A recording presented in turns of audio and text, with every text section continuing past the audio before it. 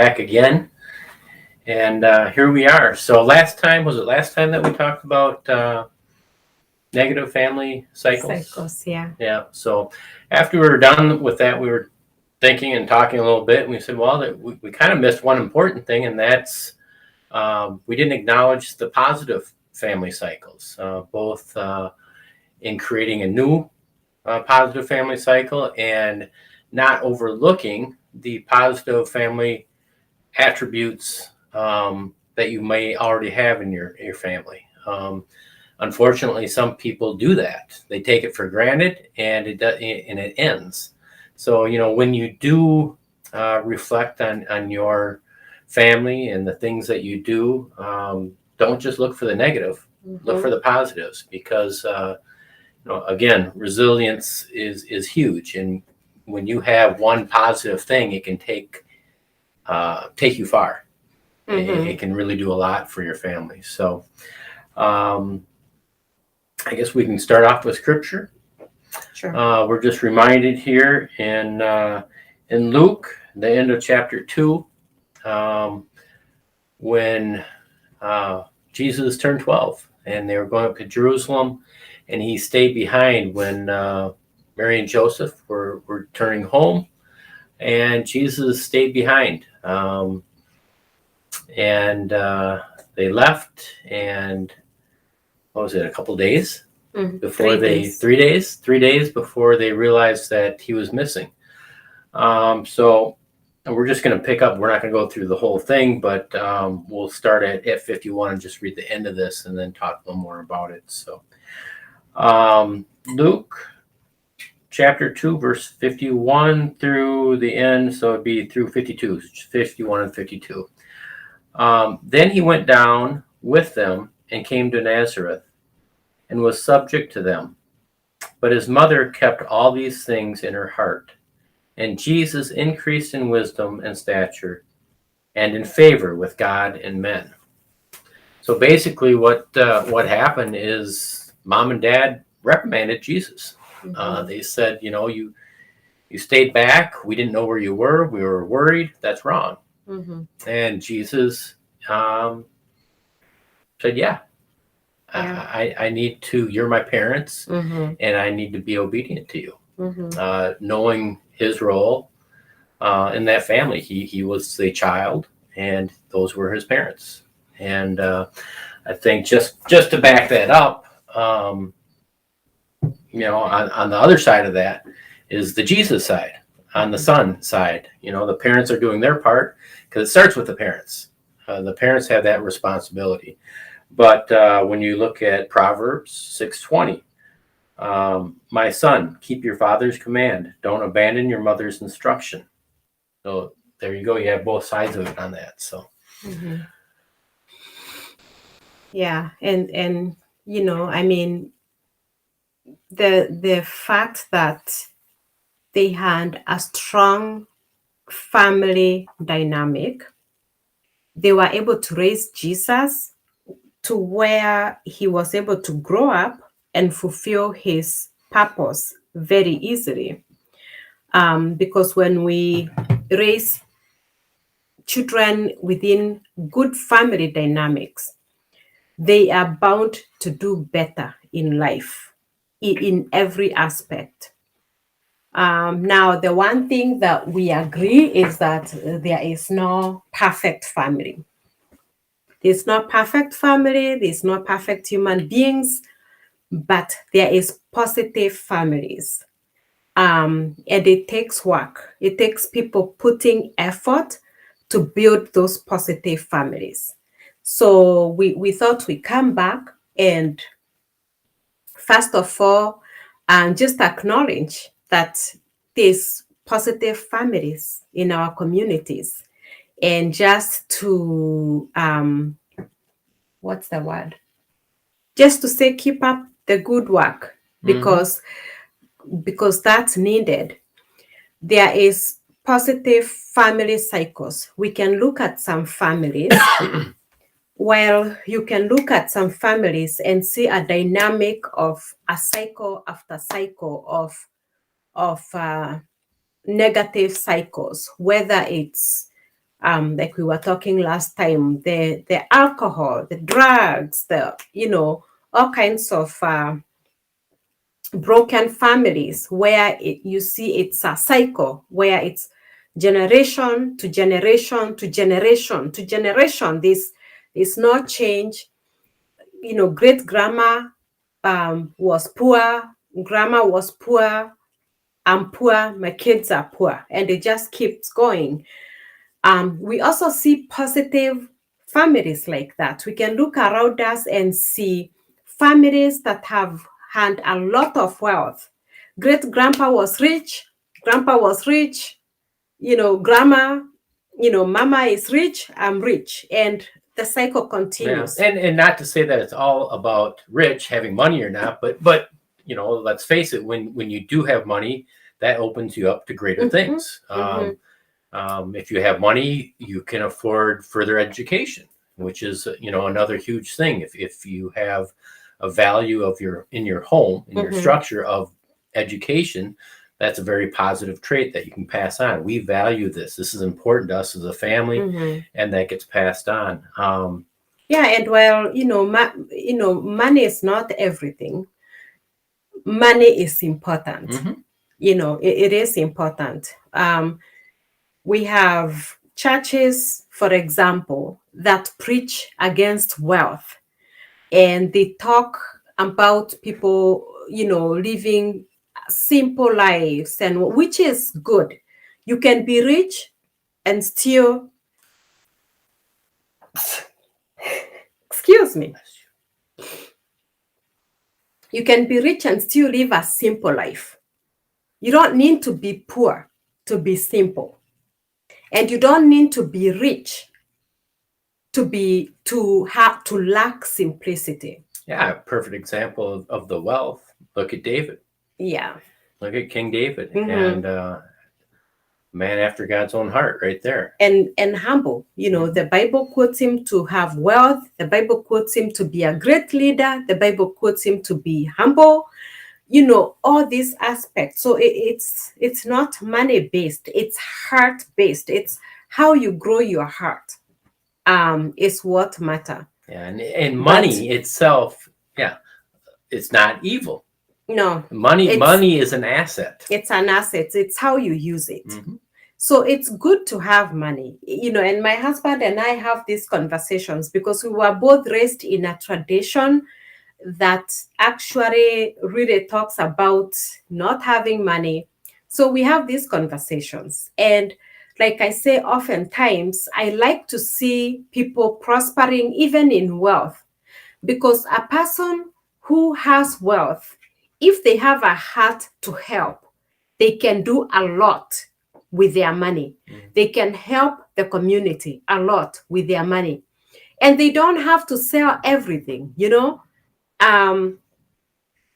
have to sell everything. Like, sometimes you hear people saying, well, they are so rich and there's so many people suffering. Well, if somebody is so rich, they are doing something other people are not doing. There aren't too many people who are just rich without working hard and having knowledge on how to make it happen. Oh, actually. So, go ahead. Keep going. You just brought up something that I wanted to... Go ahead. So, money in itself, like Steve said, is not bad. It's what we do with it. And actually, we should be praying. The Bible says, may our source prosper even as...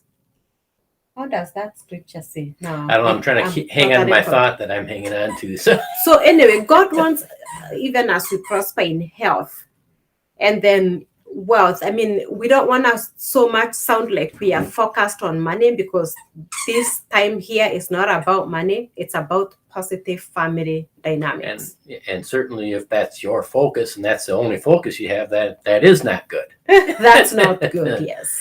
But what the thing that I was trying to hang on to there was that when you said, when you're speaking about having money and how that also drives other values, working hard and things like that.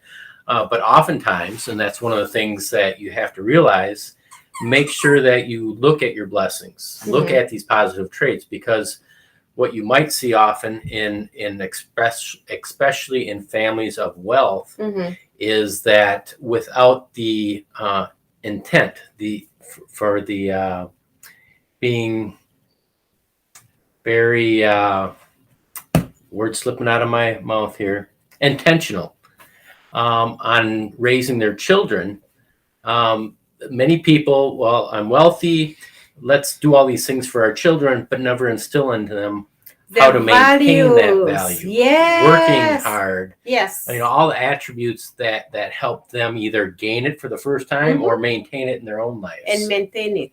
So, there are families where you see these very strong cycles within the families, and they go generation to generation of very strong values, Christian values, faith-based values, where let's even look at pastors. There are families where you look at the family and it's full of pastors.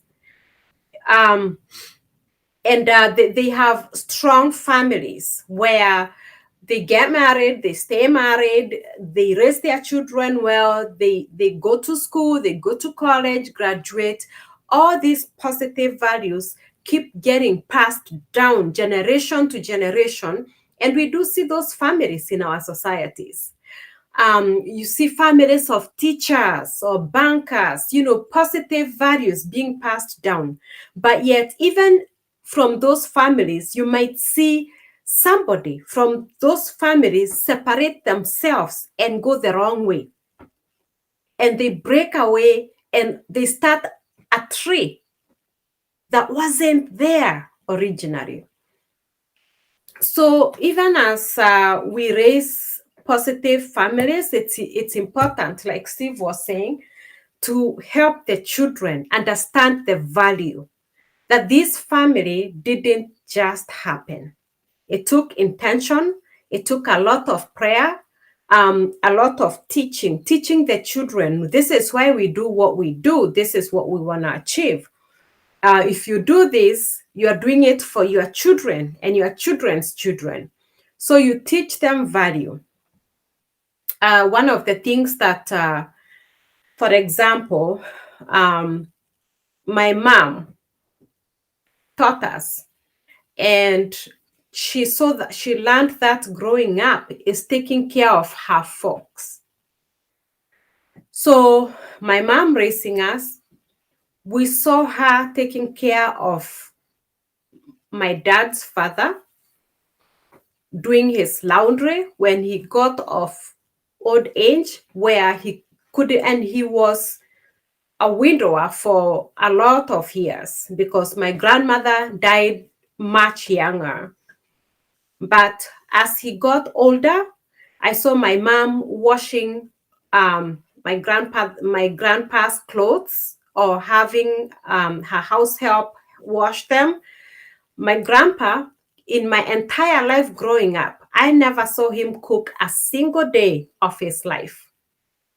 But he ate dinner, he ate lunch, he ate breakfast. Every morning, my mom made breakfast. My grandpa was counted in it. Lunch, dinner, the same way.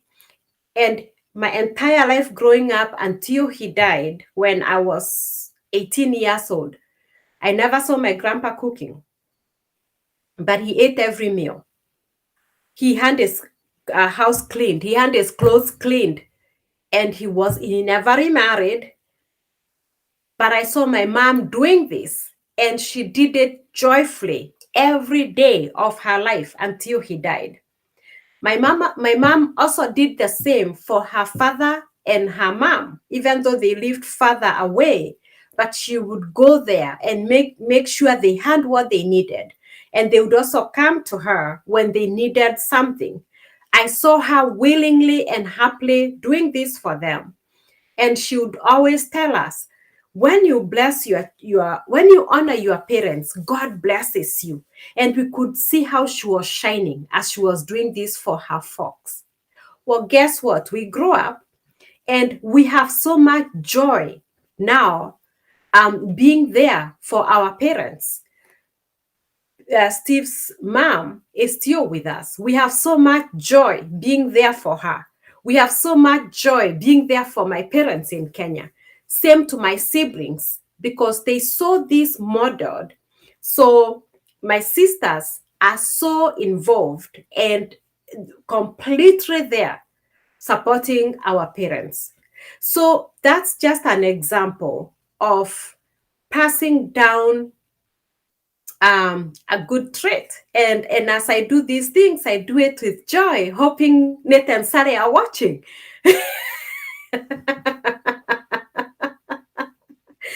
And I'm starting to hear them say things like, Mom, when you grow old, I'll do this, and so they are watching.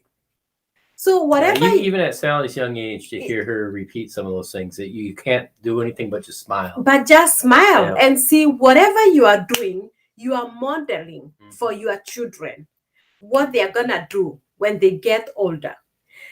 And the other thing is, don't compare. Even as you model these things, to not compare and say, okay, my mom needs ABCD. So I'm going to call all my siblings. And if she needs, let's say, something done, we have to split equally. And everybody has to give this portion equally so that we can do for mom or dad ABCD. Well, then nothing ever gets done, because even as siblings, you are not at the same level. You all don't have what it takes. So you learn to not compare. We never saw my mom comparing herself with anybody. When there was need, excuse me, she saw it, she met it, without calling her sisters, her brothers, saying, oh, this needs to be done. She just did it. And maybe it isn't something that you can personally do yourself, but just I think the biggest thing that I hear on that one is that don't put the burden on other people to say, let's all equally do this. You're not your brother or your sister or whoever else that is. You're all, living your own lives, and you don't know where they're at. See the need, and you can certainly bring up the need, and then do what you can. Yes. You can bring up the need and say, hey, our parents need this. So if you want to be part of it, let me know. And be free. Be open to, what? Sometimes people can't do something. Yes. Let them know that it's okay. Because what you can do, if you're not free in that, you can oftentimes drive someone away from a blessing. That's true. That is so true. And sometimes, somebody might give financial, the other one might give of their time, the other one might give something else. So, don't measure up things within family and just be like, oh, everybody has to contribute this. Oh, I'm so mad because somebody else is not doing this. If God showed it to you, it's not up to you to impose it on the rest of your family. Do your part. So this is what my mom modeled for us. And my siblings, they do the same for even their parents, where they are married. They're 100% there, because it's a value my mom believes in that she instilled in us. She'll say, Anne, take care of your mom there. Make sure she has what she needs. Make sure you are supporting her. You know what? Because when you honor parents, God blesses you. And He does. He does. We see it. We feel it. So there's joy in that. And I guess I wanted to bring that up because I didn't want it to look like, it's all money based. The blessing of financial, being financially in a good place, where again, educate your children so that they can get better jobs. We have families that are very educated and they pass that down. But another example, that even a financial example that I can give with us recently is I was able to take 3 years off work, which was not easy. It was a very big sacrifice. But if we didn't have anything, Steve and I, Nate and Sari, we had to sacrifice a lot of our comfort. But at least we were able to do it. And as a result, there's a home with children in Kenya that didn't have a place to go. But we were able to take time off, sacrifice, so that we can help somebody else. That's where financial,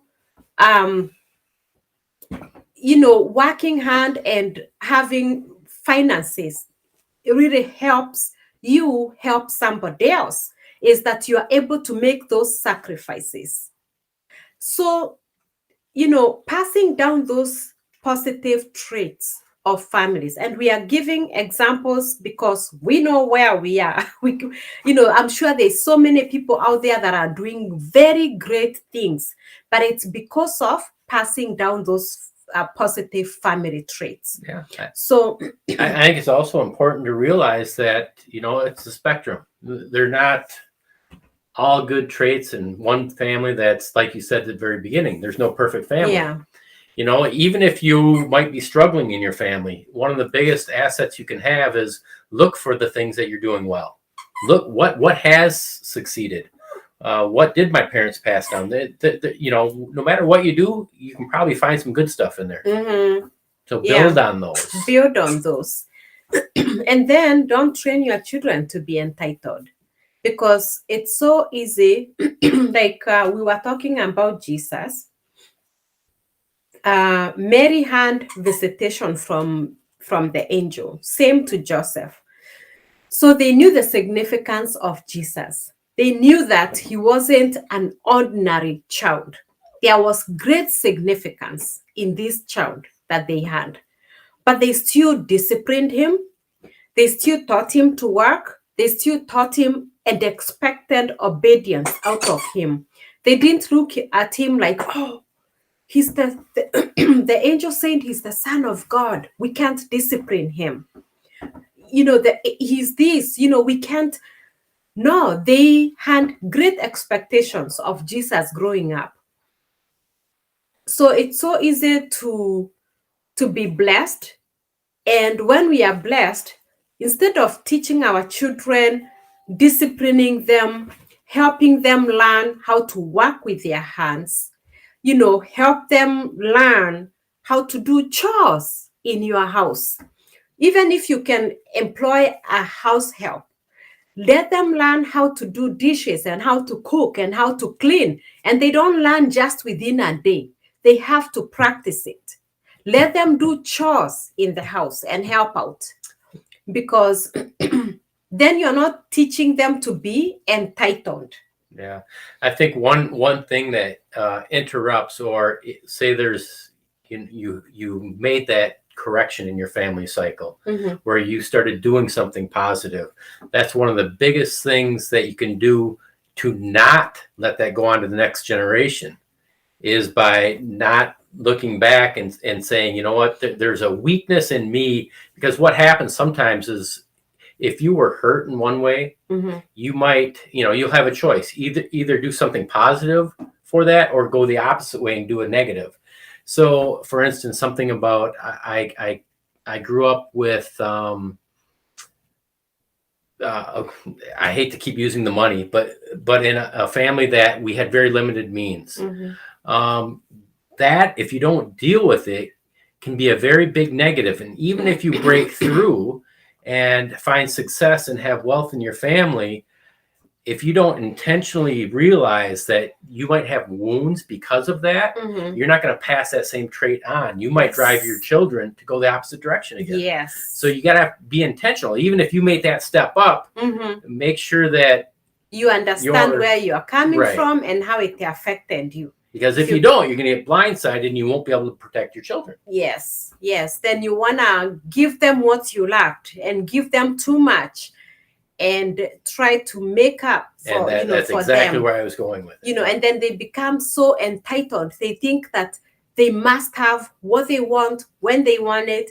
And then when they grow up, they face the real life. They realize life is very hard. But, it's, and people can change at any time, but it's just harder. So, we need to train our children to pass the training down for them to understand why we do what we do. We get education so that you can have a better job, a better paying career, or so that you can use your talents in a more educated way. So, that training, you have to be intentional about it, because otherwise it's easy to be blessed and then have your children grow up without understanding what it takes for you to be where you are. And instead, they become entitled. Yeah. Also, don't give them everything. One of the things I see is we didn't have a TV growing up.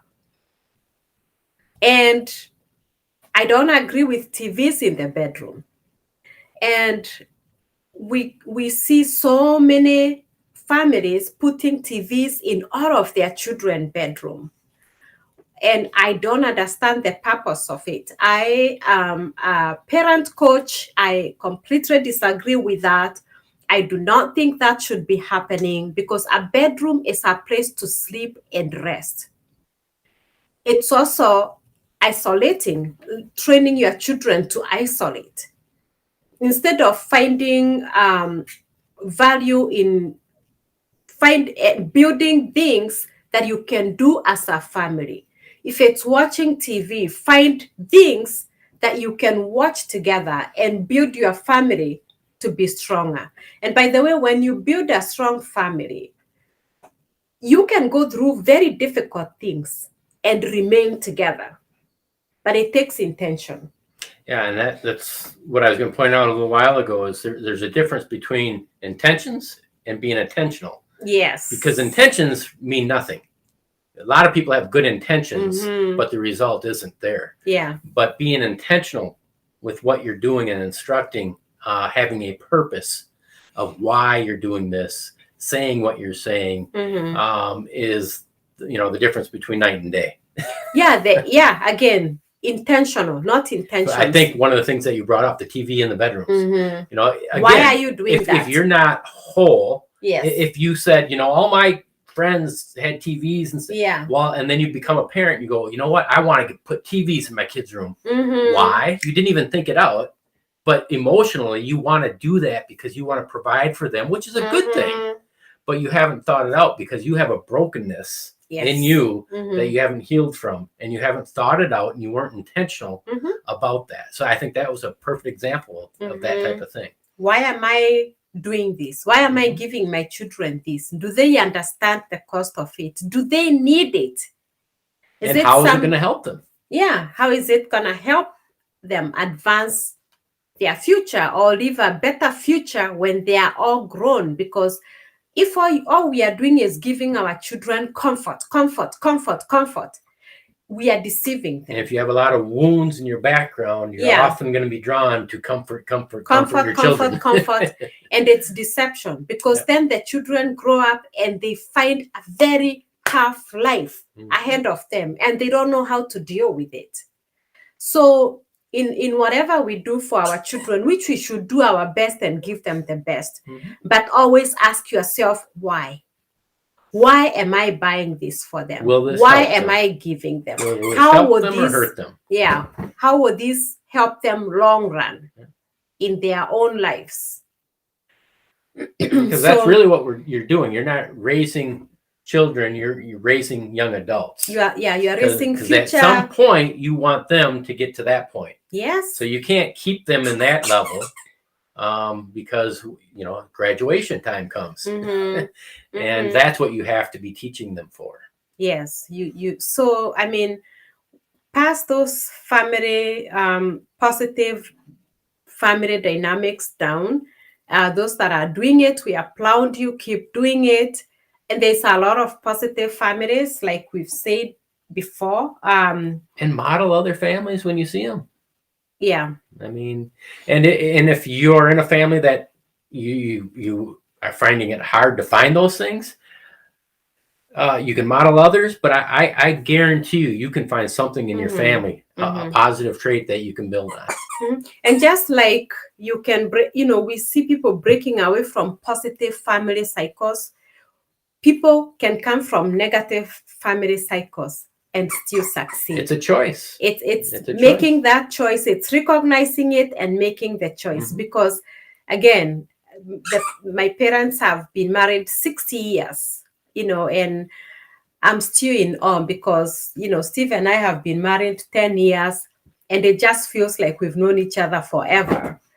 I can't imagine what it's like to be married for 60 years. But when my parents got married, they were very young. My father was from a very poor background. So he worked very hard to educate himself, to educate his sibling, to take care of his parents because he was the oldest son. He educated his younger brother. He took care of his father and his mother. And then he got married, had children, and they started very, very poor. On the other hand, my mother was from a very abusive family. So they both came together from nothing that they could look back and say, this is why we are going to become better. But they met two people who looked at each other and said, wow, this has been my past. This has been my past. We want to change this for our children. And they actually talked about it and they took action. And they did. So by the time I was born, things were good. I don't know where they came from. But we know that they started a family tree. So at any time, anybody can come from a negative family background and start a positive family tree. And somebody can come from a positive family tree and start a negative family tree. So it takes intention. And then I guess our purpose for doing this today is to say, hold on to those family dynamics that are good. Uphold them and keep moving them forward. And take the time to reflect on those things. Look, don't just expect them to pop out. You sit down with your wife and talk about them. What is working? What is, and have the conversations. Self-reflection for yourself, but you also as a unit, reflect on your family. Talk about your side of the family. What are the positives? What are, those things in our family that, and to me, as we go, because every year you grow and you grow as a family and as an individual. And you have to have that time that you set aside to reflect on those things. Yeah. And prayer. Prayer is huge. We encourage prayer together.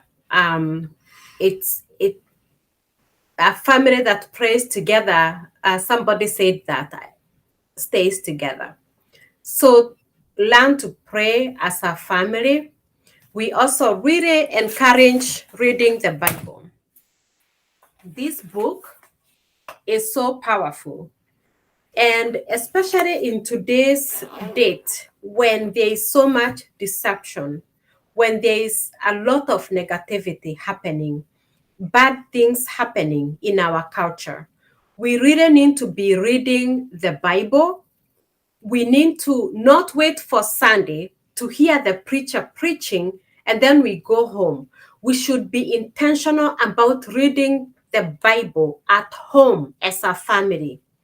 Read it together. One of the things that we find in our house is when you form a habit of reading together, there are people who say, my kids don't talk to me. My kids, they don't want to talk with me. They stay away. They stay in their bedrooms. But these are all things that we start building in our children. If you do that when your children are young, put a TV in their bedroom, send them to their bedroom because you are busy doing this, then they become teenagers and you want to engage them. You already trained them that you are not available. So they will not develop to trust to talk with you. So use reading as a way of getting your children to open up. Yeah, think of children when they're real young, how they ask why. What better asset do you have is open up that Bible and let them start asking why. Exactly. And then when they get to that age, I mean, with our kids at their ages now, we open the Bible and read one verse, and we might be talking for an hour and a half. Yeah, we read a chapter. We read a chapter a day, and then we discuss it. And it's so, you hear them talking and giving their opinion on what they understand and asking questions. But it also opens up for us to talk about other things, because as you're reading the Bible, it pulls in all subjects that affect their lives. And so we end up discussing all these things as a family. And it's important that it's you teaching them these things than them being taught at school, because the things they are teaching them in public schools and in other circles from friends. Be the one to teach your children. Don't wait for them to be taught by the world. The Bible is a really good beginning place. It's the word of God. And the other thing is, people follow whatever they are told because they don't know what the Bible says. So we hear what sounds nice and we follow because it sounds nice. But we have to know what the Bible says, because some things can sound nice, but they are actually a sin before God, and they make God's heart very sad. So we need to know what the Bible says so that we can know what we are following and what we shouldn't be following. So, those are two basic things: is prayer and the word of God. Incorporate those in your families. It will help your children and generations to come. Yeah. And I think when you do that, one thing that I love to see in the dynamics of doing this is, you can teach somebody what a book says and drill it into them. But if it's not something you're embracing or showing, it's not going to stick with them. Yes. And it could even be something that drives them in another direction. But when you start talking about the Bible, especially you start at that young age and all the way up, and you start talking about or opening up the questions about their life. Yeah. Now you're engaging them at their level, their personal level. You care, and then you're instructing at the same time. That sets in. That way they see your heart. Yes. Your heart is caring. You're interacting. You're doing this. I can trust this. And I think that sometimes people forget that part. Yes. We have to read the Bible every day. We're going to read the Bible, and they just drill it in like that. But you have to do it in a loving way. In a loving way at their level, and, practice it in your life. Practice it. It goes beyond reading and talking, but putting it into action. You start to see the fruits of the Bible, and your kids start to see how you are living your life, not outside in the church, but in the house. Yeah, and they can trust it. And that's also, I use the word self-reflection, but if you're doing a poor job of self-reflection, your kids are going to help you. They'll tell you the truth. Yeah, they're honest, and they can be that mirror for you sometimes. So, it's not always one-sided. It's true. It's true. And that's why, again, being close as family, because when you have a loving family environment, you can trust each other. And so when a family member says, hey, watch this about you, or can you see your dress is ripped somewhere, I can trust that. Oh, and look, because I know my husband loves me. He cares for me. So if he tells me that my dress is ripped, I'm not gonna look at it as an attack or go like, oh, it's none of your business. I can go, oh, and look and go, oh yeah. And I'm just using dress ripped, but I mean character, things that we don't see about ourselves that other people see. So it's one of the safest places that you can correct people is in that dynamic. So. Yeah, so you grow together as a family, and you model that for your children. You keep passing it down. So we are really passionate about family. We both have had really bad experiences, but thank God for bringing us together. And we both happen to have such a heart for family. So we want to see families get stronger. We want to see people find true joy in marriage, not just be married to pass time and be married for very many years, but to have joy in your marriage, to be married and to feel good about it, to have a family and feel good about your family, to be happy to go back home, to be anxious to go and see your kids or go see your spouse. We want to see that happen. Yeah, I just want to share one of the biggest things. We just got back from Kenya, and Mom and Dad were celebrating their 60th anniversary. Yeah, and they did a renewal of their vows, yes. A ceremony, and that's something that will stick with me forever. Is the looks on their faces? They were like newlyweds. I mean, they were giddy, they were happy. It's like, wow, you could go back 60 years and almost see the way they were looking at each other, like, ooh. And this is after they lived their entire life, up to this point years. together and raising and going through, because certainly they went through a lot of things. They went all through a lot, deaths. But then at the end, to be looking at each other with love in their eyes. That's all I can say. And I can't wait to be there one day. Yes, 60 years, honey, right? Yeah. Yeah, and I'm really thankful because, I've seen my parents really, really love each other and support each other throughout their life. I was there 3 months, and to wake up every day and see how much they care about each other after all these years is such a blessing. So there are families out there that are doing that. I've seen those that I'm close to, but I know that there are out there that are living that way, and it's our heart. We know that it's possible, so we want to inspire that in families and in children, in our children. Yes. So otherwise, have a good night or good morning. We'll see you next time, and God's blessings on you and your family. Bye, everyone.